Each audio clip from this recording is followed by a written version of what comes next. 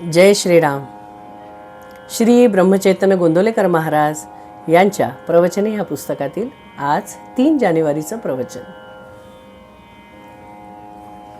नाम घेतल्याने आपले अवगुण कळून येतील. जगातली अनेक साधने जरी पाहिली तरी त्या सर्व साधनांची पहिली पायरी ही की मनुष्याला त्याचे अवगुण दिसू लागणे. जसजसे साधन वाढत जाईल तसतसे आपल्यातले अवगुण प्रखर रूपाने दिसू लागतात आणि त्या अवगुणांचा पुढे डोंगरच वाटू लागतो. हे परमेश्वरा, इतक्या अवगुणांनी मी भरलेला असताना तुझे दर्शन व्हावे अशी मी कशी अपेक्षा करू. एवढ्या पर्वतप्राय अवगुणांच्या राशीतून मला तुझे दर्शन होईल हे कालत्रयी तरी शक्य आहे का असे वाटू लागते. साधन करण्यापूर्वी रागीट मनुष्य कधी त्या रागाची खंत बाळगत नाही. किंबहुना तो अवगुण आहे हे मुळी त्याला पटतच नाही. तो म्हणतो व्यवहारात हा दरारा असलाच पाहिजे, त्याशिवाय कसे चालेल. एक साधक मला म्हणाला की अलीकडे मला फार राग येऊ लागलाय.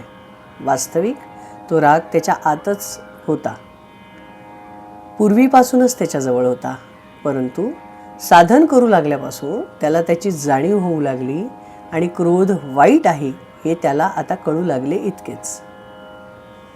एक लग्नाचा मुलगा होता. त्याने बऱ्याच मुली बघितल्या, पण एकही मुलगी त्याच्या मनास येईना. त्याचे आईवडील शेवटी कंटाळून गेले. तुला मुलगी पसंत पडू दे, मग आम्ही पुढचं काय ते ठरवू. आणि ते काही मुलगी पाहायला त्याच्याबरोबर जात नसत. त्या मुलाची मोठी बहीण होती, तीच त्याच्याबरोबर जात असे. एका ठिकाणाहून मुलगी पाहून आल्यावर बहिणीने त्याला विचारले, कशी वाटली रे तुला. त्यावर तो म्हणाला, नाही बुवा आपल्याला पसंत. मोठी बहीण चाणाक्ष होती. तिने फक्त त्याच्या तोंडासमोर आरसा धरला आणि विचारलं, ह्या प्रतिबिंबापुढे कशी काय वाटते.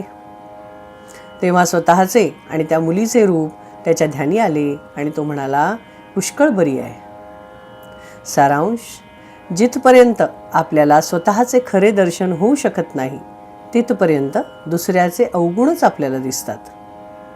आपल्याला दुसऱ्याचे जे काही अवगुण दिसतात त्यांचे बीज आपल्यातच आहे हे माणसाने ठाम ओळखले पाहिजे. तेव्हा दुसऱ्याचे अवगुण पाहण्याची वृत्ती आपण प्रथम टाकून दिली पाहिजे. दुसऱ्याचे अवगुण पाहणे हा साधा नेहमीचा व्यवहार आहे, तो परमार्थ नाही.